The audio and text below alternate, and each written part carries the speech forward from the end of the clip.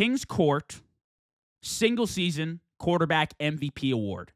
So I'm going to list you 2 MVPs. You're going to give me one, and we're going to compare them to the next. So we're going to start based off our previous discussion. 2024 Josh Allen or 2023 Lamar Jackson?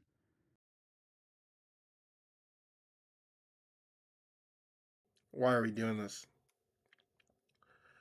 Why are we doing this? I mean, you want to talk about Mickey Mouse Awards. That was what Lamar's MVP was in 2023, too.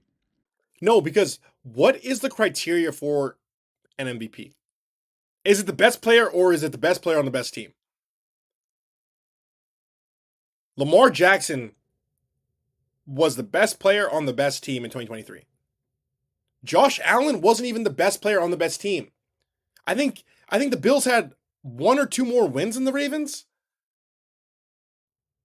Lamar Jackson this year had more than 15 more passing touchdowns than Josh Allen.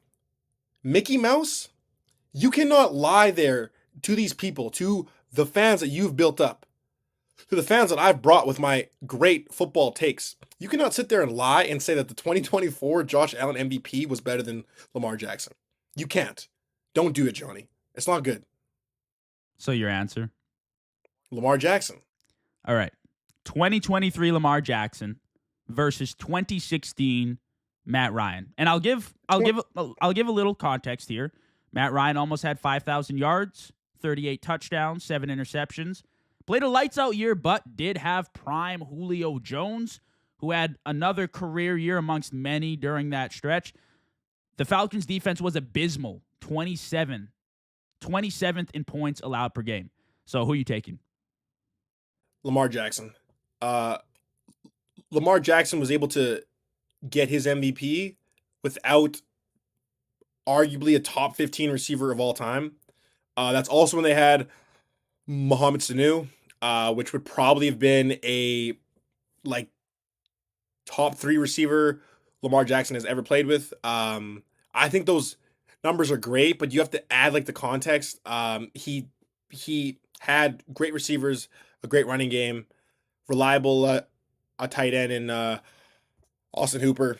Give me Lamar Jackson. And I will add to that Matt Ryan season, Brady had 28 touchdowns and 2 interceptions, but I think that was the year of the Deflategate.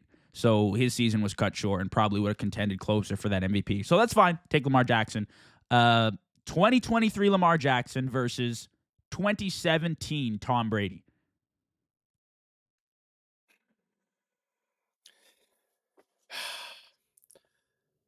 I will go with Tom Brady here. However, he probably shouldn't have even won this MVP award if Carson Wentz doesn't get hurt, right? But at the end of the day, he had 4,500 yards, 32 touchdowns, 8 interceptions. He did have 2 great receivers in Brandon Cooks and Rob Gronkowski and Julian Edelman. Julian Edelman didn't play in that playoffs, but he still had great weapons that entire year. But those numbers, unfortunately, are better than Lamar's. Yeah. No, Brady had a good season. All right, so you're rolling Brady.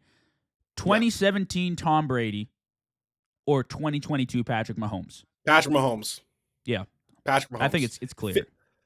41 touchdowns, 12 interceptions, and this was after Tyreek Hill left. And there were football fans that had the audacity to say that Tyreek Hill made Patrick Mahomes. Patrick Mahomes went out there as a man on a mission, won his second league MVP, and let the naysayers know that it was 15. It was 15 that was leading that offense. So I'm taking Patrick Mahomes. Yeah.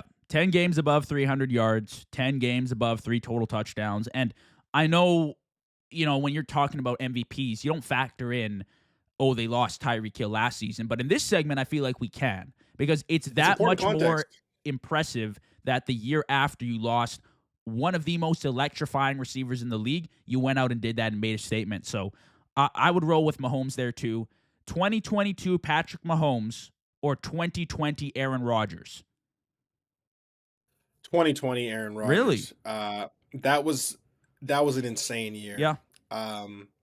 4,300 yards, 48 touchdowns, and 5 interceptions. And I seen a compilation not too long ago where it was like four of the 5 interceptions were either drops into the uh DB's hands or it was hit up. He was laser focused this year. I want to say this was the same year that they drafted Jordan Love. Um, I could be wrong, but I remember this being like the year when a lot of people was a lot of fans were saying that Aaron Rodgers was done, and he answered it with an MVP season. This is probably one of the best seasons a quarterback has ever had. He got Robert Tunyon 11 touchdowns. Like, not a lot of quarterbacks are doing that. And like again, I just want to say it again: 48 touchdowns and 5 interceptions. That is probably one of the best touchdown to interception ratios the league has ever seen. Yeah, it was an incredible year. Look, it's tough. You're comparing Mahomes' incredible year to Rodgers. I would go either way here. I think it's split 50-50 for me, but I totally respect what Rodgers did. And like you said, I think the most impressive thing is that Robert Tonyan was an 11 touchdown player, and I haven't heard his name since. So that was incredible on Rodgers' part, but that's cool. You'll take Rodgers. 2020 Aaron Rodgers or 2015 Cam Newton? I think my heart wants to say Cam Newton, but the brain just has to go with Aaron Rodgers. Cam Newton, though, shout out to Cam, 3,800 yards, 35 touchdowns, 600 yards on the ground, and along with 10 more rushing touchdowns. So he had a total of 45 touchdowns, and that still didn't match what Aaron Rodgers had just with his arm. I think this was a historic season, more so to do with who he was doing this with.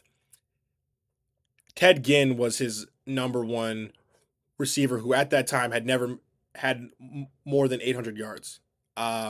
Whereas Aaron Rodgers did have Devontae Adams. Cam Newton, though, that year against when he went out and played, he was playing some very subpar defenses. And even when he did go and take down the Legion of Boom, it wasn't a great game from him. He had a great last last minute drive, but as an entire game, it wasn't that great. I think this is a historic season if you do not look at it in detail. I think the more that you look at this season, it might be one of the more overrated seasons, but again, still very impressive. 15-1, one league MVP. Great year. Just unfortunately not better than Aaron Fair Rodgers. enough. And I'm going to circle back to this before we wrap things up, but you're going Rodgers here. And like I said, or like you said, Deshaun, Cam Newton, very, very impressive. And I'm going to ask you about him versus our next guy just to wrap up the episode finally. But you went Rodgers, 2020 Aaron Rodgers, or 2019 Lamar Jackson. I think we all know the answer. 3,100 yards, 36 touchdowns, 6 interceptions. And then I want you to hear this, okay? Because you might not have any idea what this means because you're a fan of Buffalo and you don't know how to count this high. 1,200 rushing yards. That's more than the running back that wants to get paid $15 million on your team had, and 7 rushing touchdowns. So yes, his total touchdown count was not more than Aaron Rodgers. But the impact that Lamar Jackson had on the league that year, both through the air and on the ground, was probably one of the most dominating seasons ever.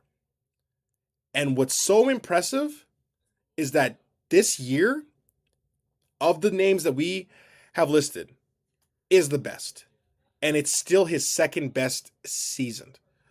Unanimous MVP, and he missed his final game. What other quarterback is doing that? Like, legitimately, that's an open-ended question. Like, what other quarterback is doing that? He won a unanimous MVP and didn't play in his final game? That is, of the names that we had listed, the best MVP season. 2019 Lamar Jackson. I think it's him and Brady, correct me if I'm wrong, that are the only two unanimous Yep. MVPs. So Look, it was an unreal season from Lamar, and an incredible playoff run with a loss to Tennessee in round one too. That was just incredible from his part. But I will say, he did have a really good regular season, and it was fantastic, and that really catapulted his career into what we know it today as being such an electrifying player.